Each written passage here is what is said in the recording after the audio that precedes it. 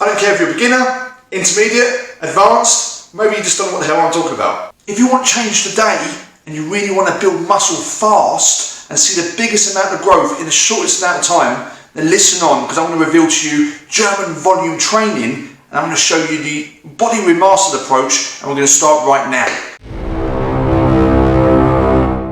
Hey everybody, Jason Davies here at Body Remastered. Welcome back to another video. If you're new here though, and you really want to build strength and tone your body, maybe just getting into this, or maybe you're quite advanced, you're trying to find new ways, you come to the right place, because each week at Body Remastered, as a brand, we really want to focus on top knowledge, high quality information that we want to give you every single week. So start subscribing today, don't miss out on a thing, don't forget to click that bell button. I'm going to reveal a secret. I really always struggled to build my chest, and then I found out one secret ingredient, and that is GBT and strength-based workouts. It's a combination approach that we use at Body Remastered, and it's only a formula that we use at Body Remastered. Now, what is GBT? GBT is German volume training. It was actually adopted by Charles Poliquin. I hope I pronounced his name correctly. And it was all part of building lean muscle mass in a short period of time, especially during the off-season. I ain't going to make this complicated. German volume training is simple. 10 by 10. That's pretty much it. That's my job done. Actually, it isn't that simple, because you've got to do it correctly, because if you don't, you're going to miss out on all the benefits that German volume training can bring. So let's have a look in detail. First of all, German volume training is 10 by 10. What's that? 10 sets of 10 reps. So you pick an exercise, for example, the bench press works great for the bench press, and you do 10 sets of 10 repetitions, and it's as simple as that. You're probably thinking, well, okay, really? I mean, I could come up with loads of different rep ranges and call something else my own, but there's a reason it's 10 by 10, and it's all about generating volume in one specific workout. We know volume can play a huge part. Now, before I mentioned about as a natural lifter, you don't want to go too high on volume, because that can have a detrimental effect, and actually frequency is more important. I want to keep to that same information, but it doesn't mean you can't trigger volume specific growth during certain specific workouts, and that's how we adopt it here at Body Remastered. Firstly, why is GBT training unique? So these principles are important. This is what makes German volume training unique. The first one is the fact that you pick a weight and you stick to that weight for the whole 10 reps, whole 10 sets. And usually that weight should be 6% of your 1 rep max. So it shouldn't be something that's a real struggle for you. In fact, the test is you should be able to do 20 repetitions with this weight. That's the test. Second principle is you should pick a muscle group that is multi-joint. You know, big compound moves, bench press, overhead press, the squat, the deadlift. These are the multi-joint moves, and that's what works best with GBT training. Next is rest. Because the benefits you're getting is really creating volume in your overall workout in a short period of time, you're best to keep the rest time no more than 60 seconds between each sequential set. If you're doing a superset, I'd say increase that to about 120 seconds, but we'll touch on supersets in a second. Next one is tempo, which is about the speed at which you're moving in the range of motion. Now, typically, if you look at any research out there, maybe you've got a fitness follower already, they'll say tempo is really important, it should be nice and slow, but we're going to flip down his head at Body Remastered and say, don't worry about tempo. You know, we've already talked about eccentrics, and just try and survive 10 by 10 as a set, and do that first before you worry about slowing the tempo. Do ordinary tempo, you know, 1 to 2 second concentric, and then 1 to 2 second eccentric. Don't worry too much about tempo at first. I have one more secret point. This is a high reward but high fatigue process. So don't try and do each muscle group every day or twice a week. I'll stick to once a week on the main muscle group fibers if you're going to incorporate GBT. Here at Body Remastered, we give you honest advice, honest information in terms of what's best for you. I never incorporated GBT early on. I struggled with my chest development, and I definitely incorporated it, you know, quite recently, probably about a year ago, and I could see massive changes. I actually now starting to trigger more neural adaptations than I used to be able to. And I can just survive for a longer period of time. With that time under tension, I can survive it for longer. I've got better isometrics and different things like that. But truth is, I would not recommend GBT training for a beginner. And here's a few reasons why. Firstly, it's more suited to more intermediate and advanced. Why worry about intensifying your workout, because this is like a plateau busting technique, GBT training, before you've even maybe tried some of the basic moves. So if you're not at that point, don't worry too much about GBT training. But it's definitely something to add to your arsenal at a later date. Next point, and I think I've alluded to it in my previous videos, is that volume is not always good for a natural trainer. You're going to get to the point of diminishing returns. I'll say that again.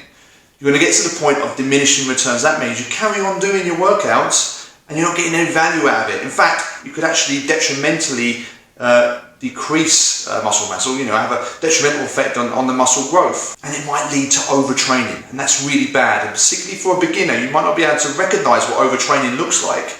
So be careful to not incorporate too many of these high intense methodologies. This is perhaps one of the most important reasons, and that is GBT training is highly fatiguing. It is rewarding, it can be rewarding, but it's very fatiguing. And if you don't give enough rest, you're just not going to build muscle, because as we all know, muscle is built during rest. Strength is built during rest. So, if you don't build a program correctly, you're just going to keep getting fatigued. Your body's going to keep getting fatigued, and you're not going to have value from the intense workouts. But, here's the but. It can still work for beginners. And I'm going to give you a training plan now, right here, that's going to give you the best results as a beginner. It can work as long as you don't do too much of it. And I'm going to recommend that you only incorporate GBT, sort of intense workout, once a week. Don't do it anymore, because you're going to get in that issue where you're just not resting enough and your body cannot generate the results you want from the GBT training. So real simple, if you look at the workout, which way am I pointing? If you look at the workout, you can see it's on a push-pull relationship. So as always, usually you can work the muscles in a push-pull relationship, or whatever works best for you. And then the last day, incorporate a full-body GBT workout. And that will make sure you're doing it once a week, and it will really be a great way to annihilate the body at the end of the workout, as long as you're not working out any body parts the day before that GBT full body. Because obviously, whether it's push or pull, you haven't had enough adequate rest. This is why I recommend, on this particular example, Saturday you've rested and Sunday you do the full GBT session. But as I said, you can vary the days up as long as you're only doing it once a week. Before we go any further, check out www.bodyremastered.com, and we've got the whole full GBT training program for beginners and advanced, which I'm going to talk about in a second. So, you don't have to remember, I'll keep rewinding this video, have a look at that. We've got more detail and some advice on particular exercises and sets that you can go for. So don't miss out on the thing, go on the website now, subscribe, and get that PDF download, which you can take and use straight away. So, the exciting part now, we're going to touch on GBT training for intermediates. And intermediates is where it works best, because typically you're trying to get to that better stage. Maybe you've had 1 or 2 years of fairly decent training, you understand different exercises, you get what you're doing, you really want to start intensifying now, making some real differences. And this is perfect for you, because I'm going to give you 2 types of different workouts, and let's see which one suits you. Let's start with the first one now. So, workout session type A. So this might be something that works out for you, and it's called GBT training with antagonistic muscles. Say what? What? Don't worry, it's not complicated. Antagonistic muscles, it's just simply muscles that move typically in the opposite direction. So for example, if I'm pushing the bench press, then if I'm doing a row, I'm pulling. And they're antagonistic. And there's loads of different types of antagonistic muscle movements. We can cover them. You can reach out to me at Body Remastered if you want to help or support on that. So let me give you an example of an antagonistic GBT session that works great for intermediates. So you see here, on the first one, you've got the bench press, which is your first sort of muscle movement type. I want you to do 10 by 10, 10 sets of 10 repetitions at 60% of your 1 rep max. So remember, try to see if you can do, if you want to work that out, see if you can do 20 repetitions to work out. That is actually roughly your 60% 1 rep max. So it shouldn't be ultra heavy. You should be able to do it fairly simply. But as I said, once you get to 10 by 10 point, you will be knackered. The next exercise, antagonistic to the bench press, is the bent over row.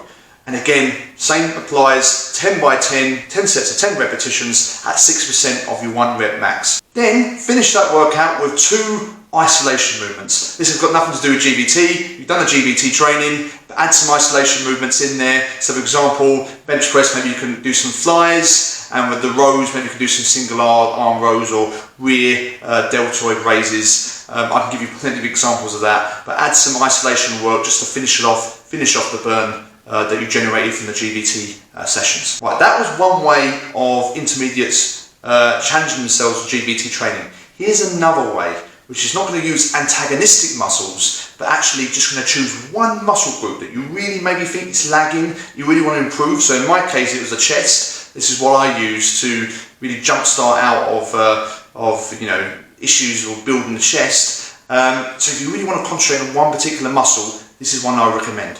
So this could be simpler. Choose the muscle group that you want to work on. So for example, I'll give you an example now of a workout, and that's shoulders. I want to improve my shoulders, I want to get bigger shoulders. Do 10 by 10, 60% of your 1 rep max on the military press or the overhead, sit down overhead press, and then do 2 supplementary isolation works, but those isolation works have got to be on the shoulders, because remember we're focusing on the shoulders. So for example, in this case, you could do some Arnold presses with that, or you can even do some lateral raises, anything that's going to follow the GVT session. So again guys, you can use this in various ways, but once again I would only recommend you do once, maximum twice, GVT, incorporating GVT into your overall training program. You shouldn't be doing GVT training all the time every day. You're not going to get the benefits, and that's even true for intermediates. Now for advanced, I'm going to ask you to head over to www.bodyremastered.com and check out the blog article. We've got some examples of how you can really intensify the workout by using weights, but also getting the volume benefit you get from GVT. And it's great, and as I said, if you subscribe to Remastered Unlocked on the website, we've got the full training program you can have a look at, and you can ask me any questions in terms of how you can really intensify yourself, because maybe you tried this as an intermediate, but now you're looking for an even more intense GVT session, and we can give you that right here at Body Remastered. So guys, that's a summary. I hope I've taught you something today, or you've learned some more about German volume training. I want to hear your comments though. Please comment and tell me what your thoughts are. Maybe you never commented on YouTube before, and it's new to you, but comment, let me know your thoughts, give it a try. Does it work for you? Has it worked for you in the past?